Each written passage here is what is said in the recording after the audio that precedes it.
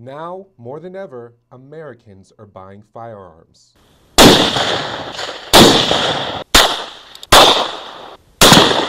According to the National Shooting Sports Foundation, in just the last 3 years, annual sales of firearms have jumped 40%, and many within the industry believe it could go even higher. One of the biggest reasons for the jump in sales, 49 states have passed some type of legislation making it easier to get a concealed weapons permit, including Iowa and Missouri. But what does it take to get a concealed carry permit in the Heartland? Well, each state has a different but similar process. Take Missouri, for example. The applicant must complete an 8-hour course, then must qualify on the range with that firearm. They then can take that paperwork to the sheriff with proper identification. The sheriff processes the application, fingerprints the applicant, and runs a criminal background check. But is the process strict enough? Adair County Sheriff Robert Hardwick.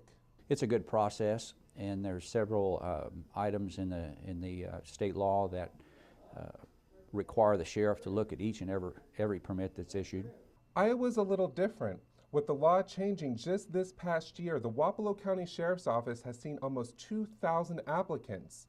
Now, in Iowa, the course is somewhat shorter, and gun owners don't have to prove they can handle the weapon, and that concerns some in law enforcement. I think a lot of law enforcement agencies would have liked to seen some sort of range component in the law to where a person would have to go out and physically fire a weapon in front of a qualified instructor just to show that they do know what they're doing. Safeguards are written into the concealed carry law in each state to make sure that firearms do not get into the wrong hands. We go through each and every one of them, and we check them.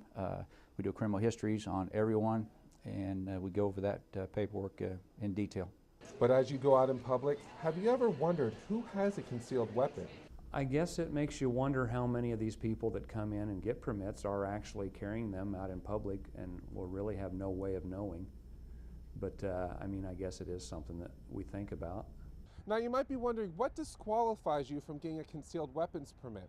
Well, Deputy Chief Miller here at the Wapello County Law Center says that his office looks at a range of factors, including the criminal record. So if you have a felony or a domestic assault charge, that could disqualify you. Sheriff Hardwick says he looks at the same factors, but he will also look at the disposition in cases that are handed down by the court. Now, both agencies leave no stones unturned when issuing concealed weapons permits. We've put more information on this topic on heartlandconnection.com. I'm Greg Deffenbaugh for KTVO News.